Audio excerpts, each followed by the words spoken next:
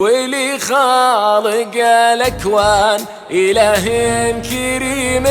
كامل الزين معطيها عليها نسمي فالولي خالق الأكوان إله كريم كامل الزين معطيها عروس الحلا سرى بها نملي الأعيان كما قمرة طلت تضوي لياليها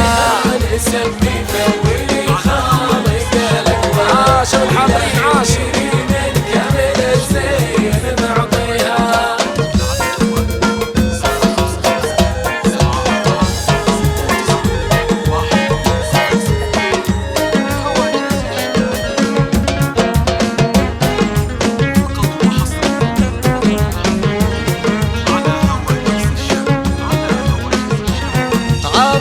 الحلا سارة بها نملي الأعيان كما قمرة طلت تضوي لياليها أميرة في موكبها بها سارة الركبان بها شموخ وهيبة وقدرين يعليها نسمي فالولي خالق الأكوان عاش الحضر عاش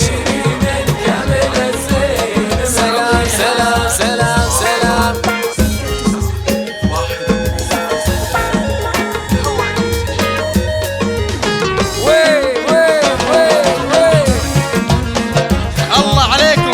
على سارة حارس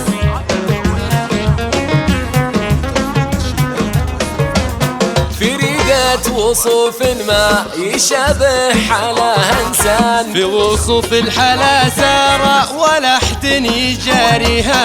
العيون تحراها عليها النظر شفقان كما خطوة الأريام تنقل خطاويها عليها نسمي فالولي خالق الأكوان عاش الحضر عاش كامل الزين معطيها سلام سلام سلام لسارة سلام وين وين وين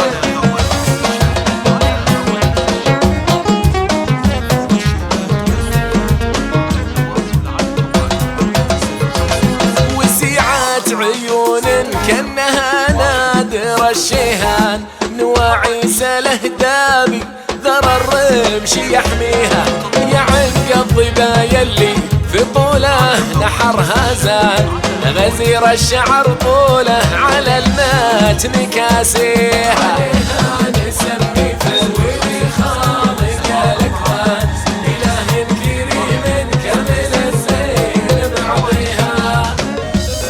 عاشوا الحلوين عاشوا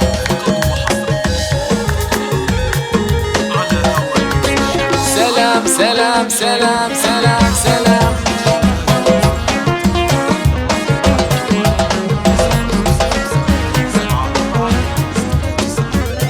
يميل الهوى في عودها الناعم الريان على خدها ورود يذوبان ندى فيها دخول النساء سارة غدت أرضها فستان بثرها نبت ورد الزهر من خطاوي